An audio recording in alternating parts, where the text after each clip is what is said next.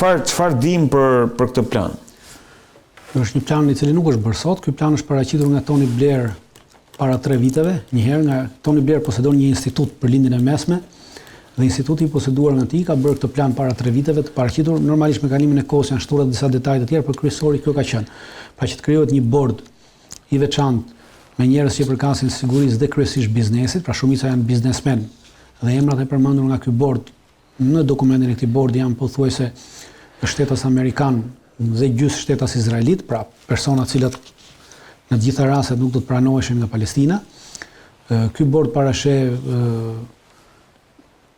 të zhvillohet në 3 faza. Faza e parë është e këtij bordi të krijohet jashtë territorit palestinez dhe të vendoset në 2 vende. Do të vendoset në Jordani dhe do të vendoset edhe në Egjipt si fillim. 6 deri 8 muajt e parë sa të krijohen kushtet që ky bord të vendoset pastaj në Palestinë. Po flas sipas këtij bordi, po them që do bëhet. Sepse thash fillim ky është një plan I cili nuk do të bëhet, për arsye se Hamasi ka përcaktuar qartësisht që nuk pranojmë asnjë qeverisje të huaj përveç se qeverisë palestineze. Pra kjo është nuk besoj që realizohet. Gjithsesi të diskutojmë të planin që juve sapo e tha. Në këtë plan do të kërkohet pra rindërtimi I këtyre fondeve, ky bord do të mbikëqyri rindërtimin në Gaza, rindërtimi I cilin në dokumentat e këtij fordi do të bëhet nëpërmjet një kompanie të drejtuar nga Jared Kushner me paratë e sauditëve, pra e njëjta kompani që Jared Kushner ka paraqitur edhe në Republikën e Shqipërisë për ndërtuar në ishën e Sazanit. Ku parat pothuajse janë para izraelite të kaluara nga Arabia Saudite. Pra kjo është dhe kur është bërë ky plan nuk njihej çështja e Rivierës Trump, pra nuk njihej plani Trump I rindërtimit dhe tashmë është shtuar në këtë plan edhe si pikë më vete plani Trump për rindërtimin e Gazës. Investitorët që përfitojnë, Po, është përcaktuar në atë.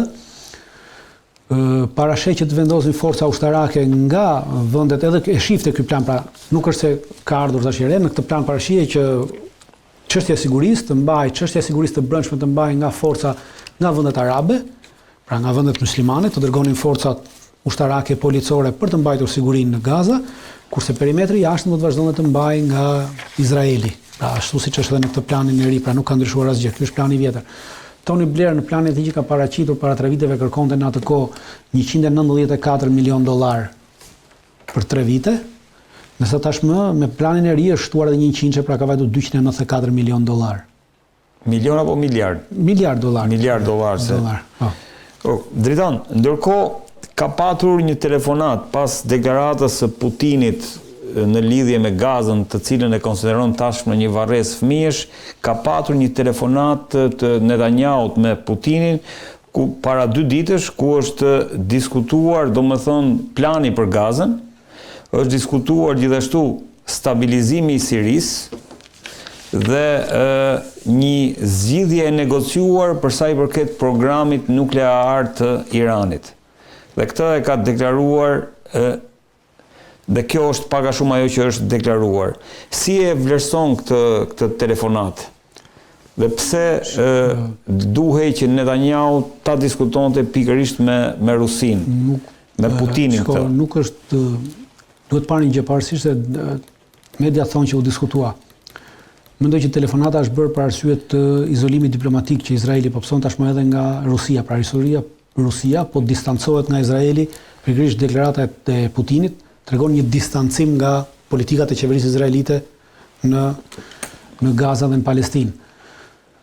Dhe për këtë arsye, në rast se do të kishte edhe një izolim më të madh, pra do të kemi që parasysh që Rusia është një nga vendet që në këtë kohë ka shitur naftë Izraelit. Pra Izraeli është një nga vendet që blen naftë në Rusi. Edhe tani që edhe në këto 2 vite të kësaj lufte dhe normalisht që kjo do të sjellë ndryshime, pra kjo deklaratë e Putinit mund të sjellë ndryshime në aspektin e Rusisë për shitjen e naftës nga Izraelit. Dhe kjo do të ishte një në kuptimin që edhe tjetër më i madh, të bllokonte furnizimin e Izraelit me naftë ruse. Po.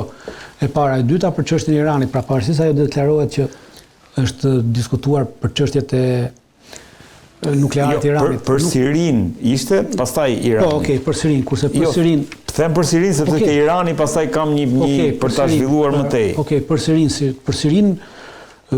për çështjet e sigurisë është aktualisht rusët kanë filluar të bashkëpunojnë me qeverinë e re, pra kanë marrë okejin e tyre për mbajtjen e bazave ushtarake, të dyja bazave ushtarake që ndodhen në Siri, pra ato që kanë qenë, nuk kanë lëvizur, nuk kanë ndryshuar, bazat ushtarake do të vazhdojë të mbajë atje dhe Izraeli ka më shumë interes që Siria të marrë armatime dhe municione nga Rusia se sa të marrë nga Turqia, sepse çdo gjë nga Turqia do të thoshte që instruktorët turq të ishin aktiv në të gjithë zinxhirin komandues të ushtrisë të re siriane, pra të atyre që dieshin terroristë sot u bën ushtarë të rregullt të ushtrisë. Dhe kërkon që të heqi kontrollin e Turqisë nga kjo. Dhe duke qenë se Siria e ka shprehur edhe më parë qeveria izraelite para 3 muajsh në një mbledhje të saj të qeverisë deklaronte që interesi jonë është që qeveria siriane, pra ushtria siriane të lidhet me ushtrinë ruse pasi ata kanë eksperiencë armatimi, gjëra, të gjitha kanë pasur nga Rusia dhe të vazhdojnë po në këtë hap. Duke vazhduar në këtë hap, atë do të jetë nën kontrollin e Rusisë. Nën kontrollin e Rusisë nuk ka përshkallëzim. Pra do të shkalojmë në të njëjtin moment siç ishte me Asadin. Në rast se mbani mend me Asadin, për sa kohë që Rusia nuk kishte përshkallëzim midis Sirisë dhe Izraelit. Po. Dhe kjo i shërbente Izraelit. Dhe këtu është edhe problemi. Problemi me turqit është që në çdo moment të caktuar, në rast se Turqia ka kontroll të plot mbi ushtrinë siriane, mbi ushtrinë siriane, atëherë ky përshkallëzim në një moment të caktuar mund të vijë. E qartë, nëse po për këtë arsye, pra për arsye të ardhmë ata kërkojnë që kanë më shumë leverdi Rusia se sa të jetë Turqia. Që Rusia të jetë aty. Po, absolutisht. Po pse flet për stabilizimin e Sirisë? Ka mundësi destabilizimi aktualisht? Absolutisht ka mundësi destabilizimi për arsye se vetëm dje ka pasur luftime të ashpra midis kurdëve. Te Financial Times e lexova. Po, vetëm dje ka pasur luftime të ashpra midis në Alepon, midis kurdëve dhe ushtrisë së re siriane të Ahmet al-Sharës. Luftime të cilat kanë zgjatur për 24 orë, pastaj me ndërhyrje. Në Alepo. Po në Alepo. Në Alepo i bie sipër afërsisht mbi Idlib. Po. Dhe ka pasur ndërhyrje të huaj për të ndaluar dhe për të arritur një armë pushim disa ditor. Po asnjëra palë nuk ka lëvizur nga pozicionet e tyre. Pra, sepse kemi në këtë përplasjen që kërkohet jo demilitarizimi i kurdëve, po kërkohet që kurdët të hyjnë dhe të bëhen pjesë ushtrisë siriane, pra të zhbëhen si forcë ushtarake dhe të futen në njësitë e ushtrisë së re siriane të drejtuar nga Ahmet al-Shara dhe nga sunitët. Mos harrojmë që në këtë të diel që shkoi ishin zgjedhjet në Siri. Dhe u zgjodh parlamenti i ri me 240 anëtar, nga këta 70 janë të vendosur me emra që i ka zgjedhur vetë Ahmet al-Shara, se kështu ishte, dhe pjesa tjetër u votuan nga popullata. Në fjalë sa u mund të bëhesh votime. Dhe rezultoi një parlament me shumicë sunite totalisht. Dhe shiitët dhe alavitët pothuajse janë të papërfillshëm në këtë parlament. Prandaj të papërfaqësuar. Po, prandaj përplasja mund të vijë dhe mund të jetë. Dhe për këtë arsye, në rast çdo lloj përplasje nesër, çdo lloj përplasje fetare, sepse janë përplasje fetare midis tyre grupeve, pra midis sunitëve, shiitëve dhe alavitëve që ndodhen atje, atëherë kjo do të sjellë një destabilizim të ri dhe ky destabilizim të ri do ta cënonte Izraelin, sepse ti nuk mund ta kontrollosh më deri më sot, pra Al-Qaedën dhe të gjithë aktual Nusrën që drejtonin ata i ka kontrolluar Shtetet Bashkuara të Amerikës dhe por në një përplasje të re të brendshme për Sirinë. Pra midis këtyre grupeve, atëherë këtu nuk ka më kontroll dhe kjo të shkaton probleme dhe për këtë arsye kërkohet ndërhyrja e Rusisë sërish. Për këtë arsye për të vënë një lloj balance të sigurisë në vend dhe e dyta në rast se do të binin dakord për ndërhyrjen e Rusisë, atëherë kjo do thoshte që forcat turke të mos përparonin pra për të mbeteshin vetëm në territorin që kanë rënë në fillim në territorin e Idlibit dhe mos të vinin më këtej. Dhe forcat ruse të vendoseshin në të gjitha territoret. Forcat turke kanë qenë në Homs, kanë qenë në Hama, kanë qenë në gjithë pjesën si kanë qenë në Deir ez-Zor, kanë qenë forcat ruse, pra kanë pasur disa baza të vogla. Dhe gjitha këto baza me rënien e Asadit ata i tërhoqën dhe i përqendruan gjitha forcat në Latakia dhe në Tartus aktualisht. Domthonë Rusia po e rimerr po i rjepet roli i stabilizuesit. Rusia nuk po e merr. Po është Izraeli ai që kërkon të japi rëndësi edhe politike dhe ushtarake Rusisë në Siri për ta përdorur pra për të vendosur si lloj barriere midis Turqisë, pra për të ndaluar përparimin e Turqisë. A do ta lejojnë turqit këtë dritan? Domthonë është kjo do të varet nga qeveria, pra nga Ahmet al-Shara. Pra Ahmet al-Shara, turqit aktualisht janë në krizë të madhe ekonomike. Pavarësisht ndihmës ushtarake që kanë dhënë, kanë ato të limituar, pra nuk mund të japin shumë, nuk bëhet llaf për dhënë kallash, pra për ndihmë vazhdueshme ushtarake. Dhe këtë ndihmë vazhdueshme ushtarake dhe që mund ta funksionojë është Rusia dhe në një moment caktuar unë mendoj që al-Shara do të bjerë lapsit dhe lapsi i tij është më mirë të mbajë sërish lidhje me Rusinë, sepse jep më shumë garanci më shumë mbrojtje më se sa të mbaj lidhje me Turqinë. Pra do t'i mbaj dhe lidhjet me Turqinë, po jo nuk do t'jenë kryesore. Pra në rol të parë mund të kalojnë sërish rusët atje. Siç kanë qenë për shkak të interesit izraelit. Sepse siç e thash, edhe kur ishte në kohën e Asadit, rusët ishin një lloj garancie që nuk ishte përshkallëzim midis Sirisë dhe Izraelit. E qartë, jo, interesant si zhvillim. Ndërsa për sa i përket programit bërthamor të Iranit, Dritan, se kjo është shumë interesante, kjo që po ndodh, dhe do diskutojmë edhe të tjera gjëra, po pse me Rusinë Netanyahu? Me Rusinë për arsye se para 2 javësh Rusia ka nënshkruar me Iranin një marrëveshje për ndërtimin edhe të 4 siteve të tjera për zhvillim bërthamor. Pra, siç ka qenë Fordo, edhe 4 të tjera, të cilat do të jenë edhe më të mëdha se Fordo për zhvillimin e uraniumit. Edhe 4 të tjera. Po, është nënshkruar marrëveshje për ndërtimin edhe 4 të tjerave. Dhe duke qenë se tashmë këto do të ndërtojë Rosatom, pra është kompania shtetërore ruse që merret me energjinë bërthamore në këtë rast. Irani nuk mund, Izraeli nuk mund t'i prekë dhe nuk mund t'i bombardojë këto. Ashtu siç ndodhi në këto 12, nëse mbani në 12 ditë luftime midis Iranit dhe Izraelit, ishte një reaktor bërthamor, reaktori Busherit. Reaktori Busherit është i gjithi nën duar dhe nën kontrollin e rusëve. Dhe atje është edhe një S-400. Busheri është në breg të detit. Në breg të detit, po. Dhe nuk u prek biles as edhe një instalacion ushtarak iranian në rrethinat e Busherit nuk u bombardua, nuk u godit. Për shkak se aty ndodhen rusët. E qartë. Pra janë diku të rreth mbi 400 specialistë rusë që punojnë. Që përkasin ushtrisë, që përkasin energjisë bërthamore të. Dhe tashmë duke ndërtuar edhe këto tjerat, pra këto janë vende të cilat nuk mund t'i preki më Izraeli.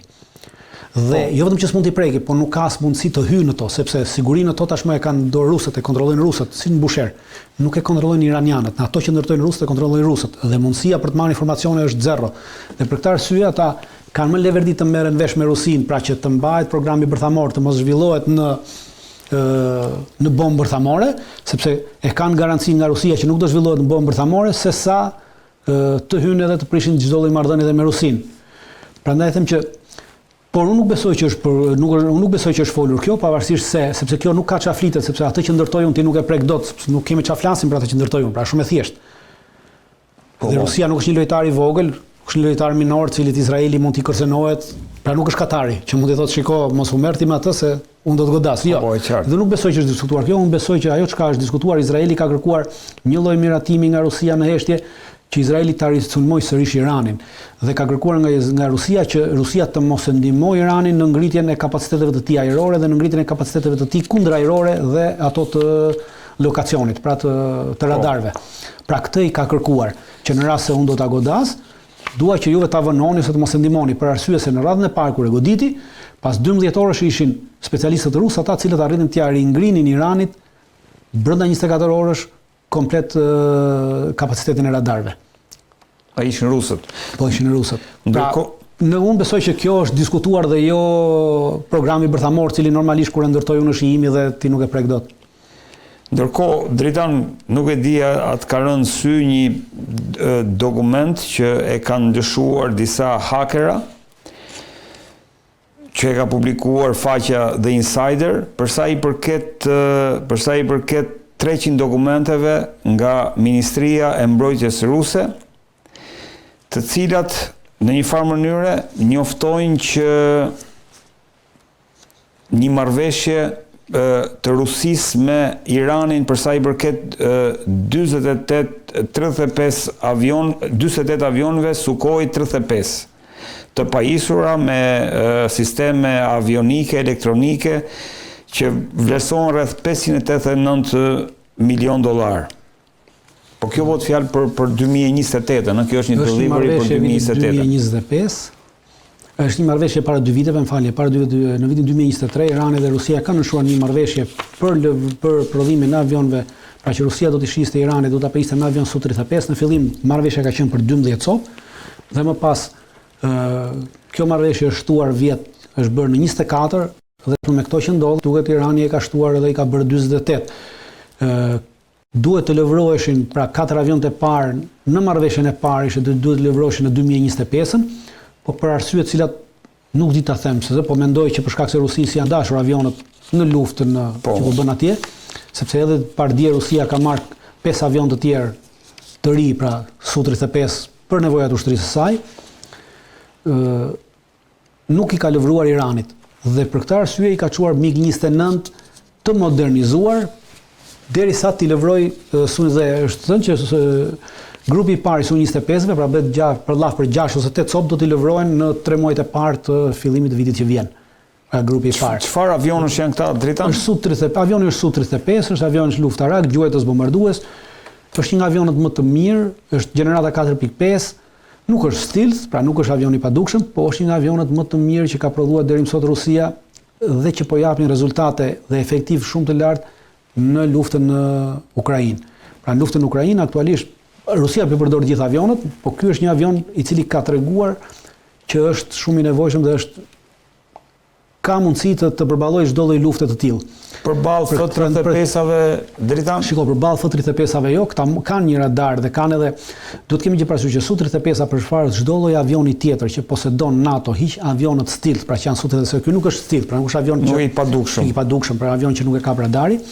Ka Su-35 cilët kanë edhe radar të cilët e kapin Su-35-ën, por do të kemi që parasysh që Su-35 ka në arsenalin e vet raketa të cilat nuk i posedon sot as një vend i NATO-s dhe as Shtetet Bashkuara të Amerikës. Pra ai ka një raketë e cila është vërtetuar, është përdorur disa herë në Ukrainë dhe është vërtetuar edhe nga NATO.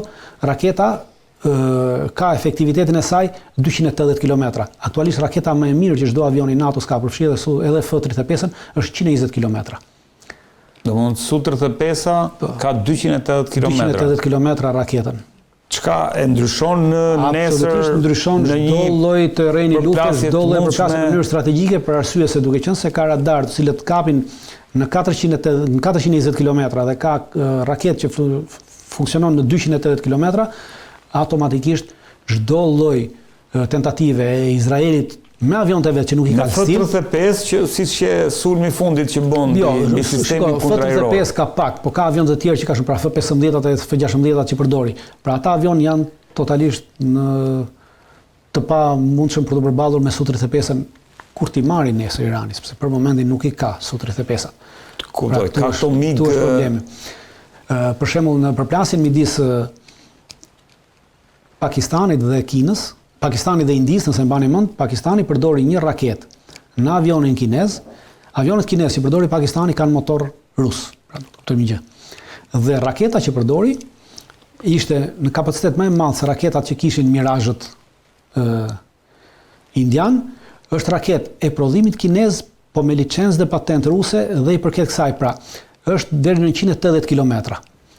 Pra nuk i ka dhënë Kinës raketën në 280 km, i ka dhënë po këtë raketë, po me rrezet në 180 km, me aftësi goditse deri në 180 km. Dhe ndaj, Pakistani duke përdorur këtë raketë kineze, prodhim kinez, po që është licencë ruse, pra ruse, arriti të rrezonte avionët indianë, sepse ata ishin jashtë rrezës të luftimit.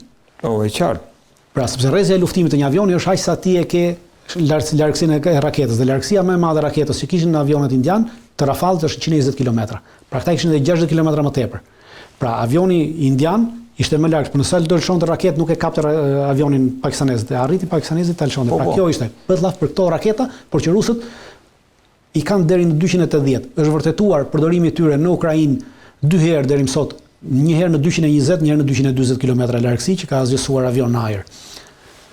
Po avionët MiG Dritan që i ka lënë sot Rusia në vend të këtyre, si mund të përballen nesër në çka kapacitet? Janë MiG-29, kanë kapacitete, mund të përballet, pra në krahasim me F-16-at janë shumë herë më të mirë, shumë herë më të fuqishëm, janë të modernizuar, modernizimi i tyre nuk di ta them se në çfarë niveli është modernizimi i tyre, po janë të modernizuar edhe në aspekt të armatimit, edhe në aspekt të pajisjeve elektronike që ndodhen në bordin e avionit.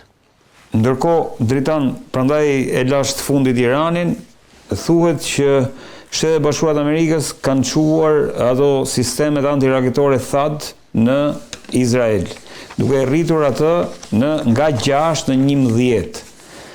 Çdo sistem përbëhet nga 42 deri në 48. Duhet të sqarojmë një gjë. Po. Ajo që është shkruar aty është çështje propagande për dhënë idenë se është një gjë e madhe. Tu kemi një sistem THAAD. Pra aktualisht Shtetet Bashkuara të Amerikës kanë vetëm 8 sisteme THAAD. në total. 8 gjithsej. Po. 8 sisteme THAAD ka prodhuar Shtetet Bashkuara të Amerikës. Po. Dhe këto, njëri ndodhet në Korenë e Jugut.